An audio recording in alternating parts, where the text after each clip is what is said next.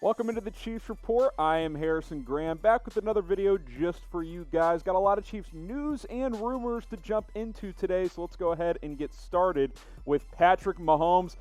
He met with the media on Wednesday and discussed a variety of topics, the majority of being which, what's going on in the world recently, speaking up against racial injustice. Obviously, I assume a lot of you guys saw that he was in that video with several other NFL superstars last week, including Tyrann Mathieu, basically sending a message to the NFL that, hey, we gotta figure things out. We gotta find equality, not only in the NFL, but in the world. And he obviously talked about that a lot more yesterday. So I got a couple of quotes I wanted to get into on today's show and give a couple of my thoughts as well, saying, I feel like these people who say stick to sports have kids, and they understand that their kid could play sports and their kids could possibly be in the same position that we're in. I know I have this platform. I know not everyone will agree with it, but I'm going to do my best to make this world a better place, and this is the right moment to do it. And I think this is a powerful thing from Patrick Mahomes, and if you support him, I want you to go ahead and type Pat down in the comments section, because I have my support for Patrick Mahomes.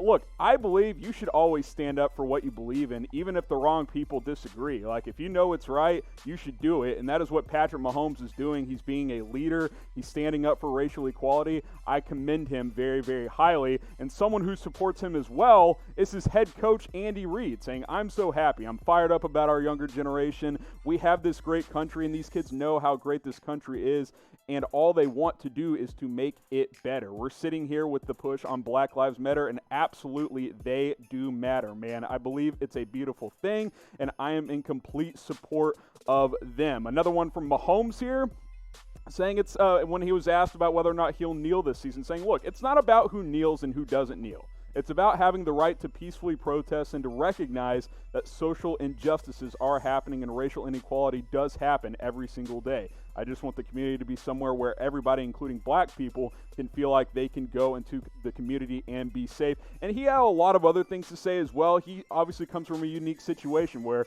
his dad is black and his mom is white. So he talked about being able to see these things on both sides of the coin growing up in a biracial house. And look, for the best player, especially the best young player in the NFL, to make a stand like this is very significant. This could lead to some changes across the NFL and hopefully across the country as well, and it'll open people's eyes. So I commend him. Like I said, type Pat in the comment section if you're behind QB1 100%.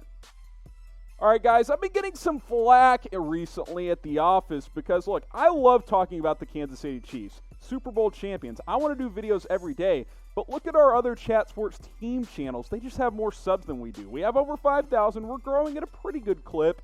Look, the Cowboys have 62K, the Raiders. Now, those channels launch well before ours, so it takes time, but I've been getting some, word from the bosses. I may have to do some videos on these other channels because they have more subscribers. So I don't want to do that. I want to talk more about the Chiefs. So help me out. Help us grow the Chiefs Report by hitting that big red subscribe button. I need 100 new subscribers on this video alone. That's what I've been told. That's the goal. I don't know what happens if we don't reach it. I don't want to find out what happens, so help me out. The link is right there if you want to share it with a friend. You might get hit with an ad break right now, so if you do, just go subscribe. By the time you come back up, the video will be back and playing. So should the Chiefs sign Colin Kaepernick? Kind of building off that first story. Obviously, there's been chatter, with some of the, potential swaying in NFL circles. Obviously, Roger Goodell has placed his support behind the players, which has not necessarily been the case before. Not a ton of NFL owners have. We'll see if more and more choose to speak out. Could Colin Kaepernick be an option for any NFL team? How about the Chiefs? Doug Gottlieb of Fox Sports says Kansas City makes a lot of sense. He talked more specifically the on-the-field fit because, look, Andy Reid has a track record with mobile quarterbacks. Here's what Doug Gottlieb had to say, saying, sitting behind Pat Mahomes makes the most sense. It's the best quarterback in the league. He's coached by a guy who can really help him. Andy Reid helped Michael Vick rehabilitate his career. I think Kansas City would make the most sense. Of course, it would be bad news for Chad Henne. That is certainly true. If the Chiefs signed a Kaepernick, it would not be good for Henne. What do you guys think, though? Should the Chiefs sign Colin Kaepernick? Type Y for yes, type N for no. If I knew I was getting Colin Kaepernick, what we saw the last time he played football, I'd say absolutely great backup. Just looking at the numbers from what he was bringing to the table. Sure, he wasn't quite as good as what he was when he took the 49ers to the Super Bowl, but 16 touchdowns to 4 picks. He's never been the highest completion guy, but a mobile quarterback who's still young. I think he's 30 or 31. It's not like he's 35, 36 now. He's a young player still if he decides to come back, if a team's willing to sign him. I got no problem with it. If he wants to play and the Chiefs want to work him out and they think he's an upgrade for Chad Henne and it doesn't cost him a lot of money, I'm in. I think healthy peak Colin Kaepernick is clearly a better option than Chad Henne. I don't think anybody's going to argue that. So I think that would make some sense. I'm open to working him out. If the Chiefs are willing to give him a shot, so am I. Do I think it'll happen? Probably not, because it's not a major need. Obviously, if Patrick Mahomes gets hurt, that's going to be a huge detriment in the first place, regardless of who the backup is. But I'm very intrigued by this idea. I have no problem with the Chiefs working him out to see what he has left in the tank. The deal of the day here on the Chiefs Report is Chiefs hats. Tons of different styles for up to 25% off. A couple new ones released as well, I noticed. So go check this out at chatsports.com/Chiefs hats. By the way, Father's Day, 10 days away. You want to give him an easy present? You want to give him a gift while it's on sale?